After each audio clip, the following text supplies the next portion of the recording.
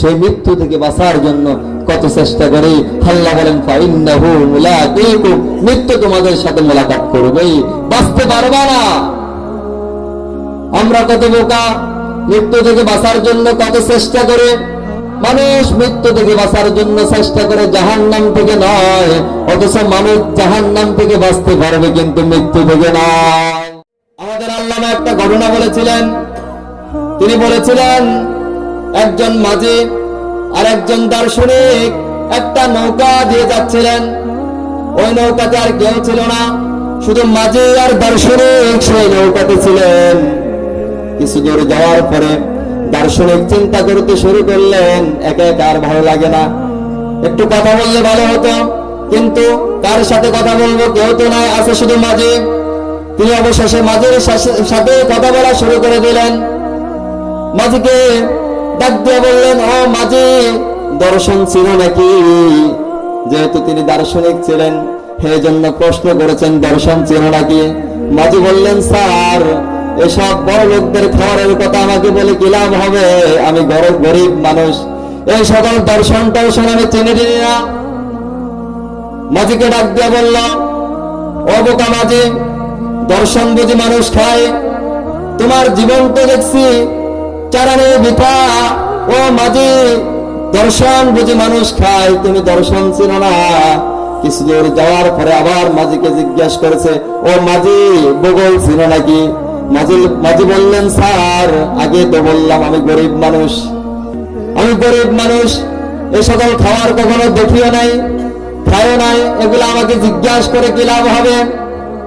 মাঝিকে ডাক দিয়ে বলছেন, ও মাঝি, তুমি ভূগোল ছিল না, তোমার জীবন তো দেখছি আটালে বৃথা। কিছু দূর যাওয়ার পরে আবার মাঝিকে জিজ্ঞাসা করেছে, ও মাঝি, ইতিহাস ছিল নাকি? মাঝি মুচকি হাসি দিয়া বললেন, স্যার, বাবা যদিও গরিব ছিলেন, কিন্তু শীতের মৌসুমে মাঝে মাঝে দিয়ে একটা ফাতিহাস যাবে উপরে খাওয়াতে। মাঝি মনে করেছেন ইতিহাস আর ফাতিহাস এক জিনিস। অতঃপর মাঝিকে ডাক দিয়া বলল দার্শনিক। দার্শনিক বলল, মাঝি, ইতিহাস আর ফাতিহাস বুঝি এক? মাঝি, ইতিহাস বুঝি তুমি চিনো না?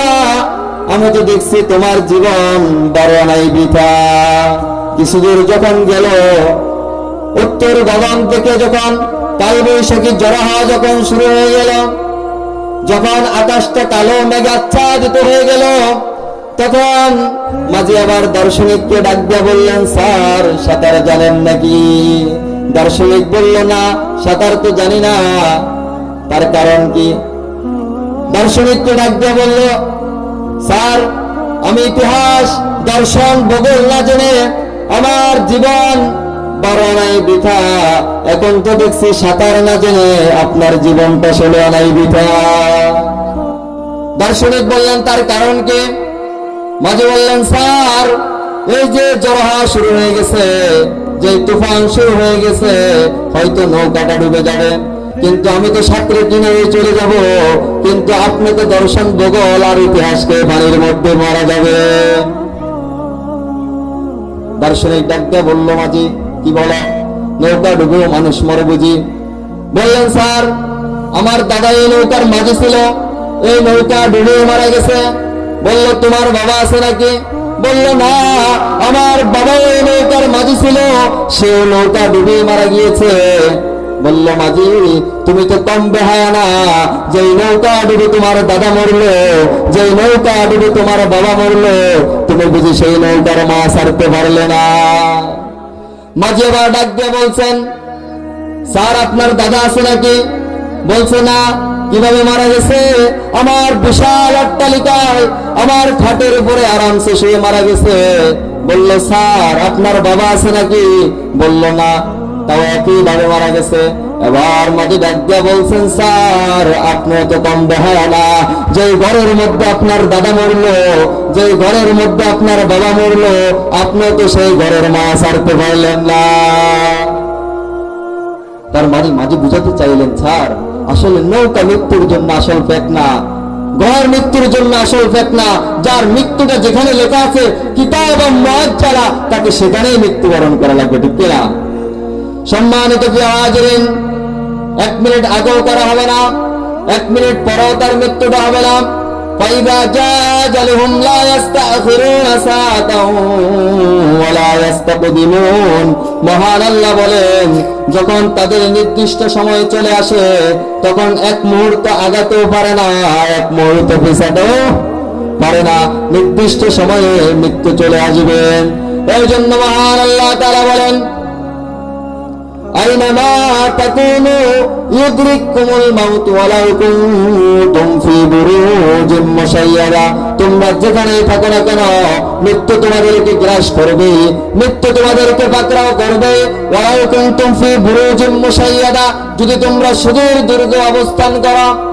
তাফসীরের মধ্যে এসেছে সুদূর দুর্গ বলতে এমন এক স্থানকে বোঝানো হয়েছে পৃথিবীর কোন শত্রু তোমাকে আক্রমণ করতে পারবে না।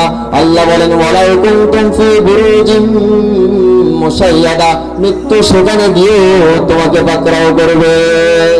বাঁচা যাবে মৃত্যুর হাত থেকে? কবি বলেন, যে মরণ থেকে পালাও তুমি সে মরণ তোমায় লইবে গিরি। যদিও সুদূর আকাশ পানে পালাও হেতা লাগিয়ে সিঁড়ি। যদি সিঁড়ি লাগিয়ে আকাশেও পালায়ন করা হয়, মৃত্যু আছে নাকি নাই? কিন্তু সেই মৃত্যু থেকে বাঁচার জন্য কত চেষ্টা করি। আল্লাহ বলেন, ফাইন্নাহু মুলাকিকুম, মৃত্যু তোমাদের সাথে মোলাকাত করবেই, বাঁচতে পারবা না। আমরা কত বোকা, মৃত্যু থেকে বাঁচার জন্য কত চেষ্টা করে। মানুষ মৃত্যু থেকে বাঁচার জন্য চেষ্টা করে জাহান্নাম থেকে নয়, অথচ মানুষ জাহান্নাম থেকে বাঁচতে পারবে কিন্তু মৃত্যু থেকে নয়।